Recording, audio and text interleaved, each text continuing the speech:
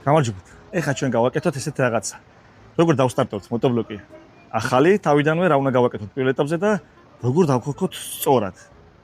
პირველ რიგში ზეთები უნდა იყოს ნორმაზე ჩასხმული როგორც ძრავში, ასევე რედუქტორში. ეხლა ეს კონკრეტული შემთხვევა არის 7 ცხენზალიანი ბენზინი, სულ ღერძიანი და უნდა ჩავასხათ 10 მეტი ნაკლები 600 გრამი ზეთი. დავიწყეთ. დავაკვირდეთ სად ვასხამთ და როგორ. ეს არის ჩასასხმელი ადგილი. ხოლო გამოცვლისას აი ეს ადგილი არის, რითაც სადაც უნდა გამოუშვათ ზეთი.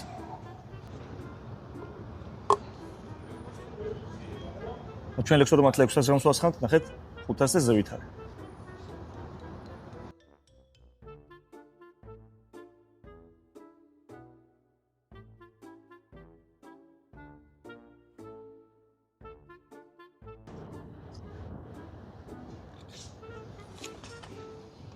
გადავიწვევთ თავი რედუქტორში. აჩვენოთ დაახლოებით როგორ არის ზეთი როგორ გამოიყურება ჩასხმული. ნახეთ, რეზმაზია ოდნავ მოსული ქვემოთ. აი შუპით რო არ დავიწყოთ ზომა. ჩავდებ, ამოვიღეთ და ნახეთ დაახლოებით ნახევარზე რო დაეჭირება უკვე მაქსიმუმზე გამოდის. ძრავი მორჩით.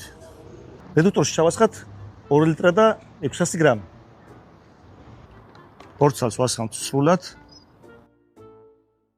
ესე მაინც ინფორმაციისთვის ჭრილას motoblocki-ებს ყველას აწერია ქართულად რომელში რამდენი მიდის ზეთი და როგორ იცვლება. ყველაფერი ქართულ ენაზე.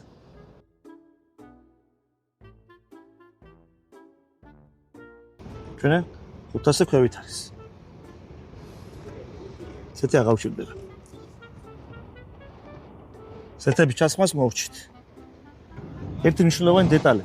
თუ კი ჩვენ არ რედუქტორში ზეთის ჩასხმა მოგვიწევს ბევრი, მოდი ვაჩვენოთ. აი ეგ არის გახვრეტილი ვოლტი, რომელიც არის საჰაერო რედუქტორისთვის. თუ ზედმეტი ზეთი იქნება ჩასხმული, აქ ადმოა ზედმეტი ზეთი და თავის ნორმაზე დადგება. ამიტომ საშიში ის რომ ზეთი ჩაისხება რედუქტორში ზედმეტი არ აუშვს.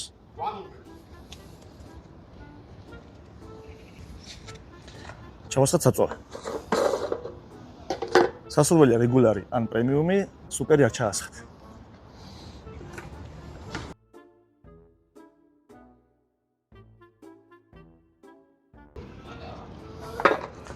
motoblocki გამართულია საწვავით და ზეთებით.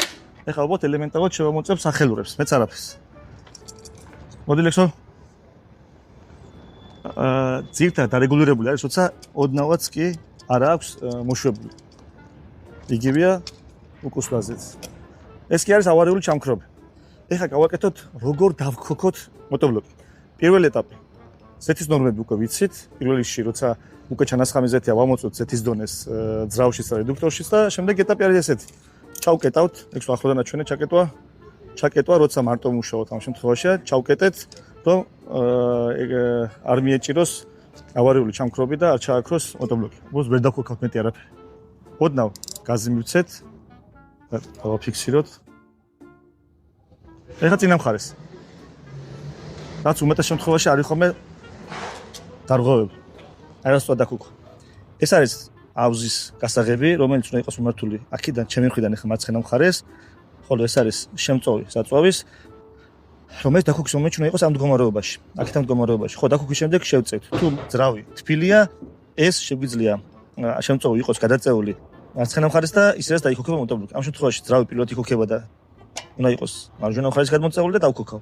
დაქოქვის მომენტში არ შეიძლება გამოვკვათ აი ესევე. დაიჭიმა და ჩავუყავ. ნახეთ, და რო შეუწევთ აუცილებლად. всё. motoblocki რომ მუშაობს გამართულად. ეხლა ოდნავ გავატარებ.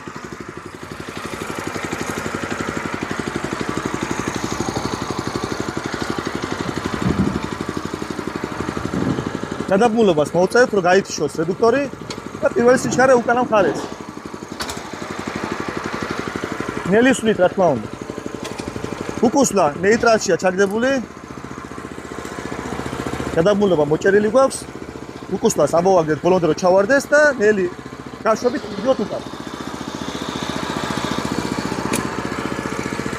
ჩაქრობისას უშვებ ხელს გადაბმულობას, იქ ნეიტრალში უნდა იყოს აუცილებლად. და შეგერეთ სახელოზე ეს არის იმისთვის, რომ თქვენ motoblocki გაგიქცეთ მუშაობ მდგომარეობაში, არავის არ დააზიანებს.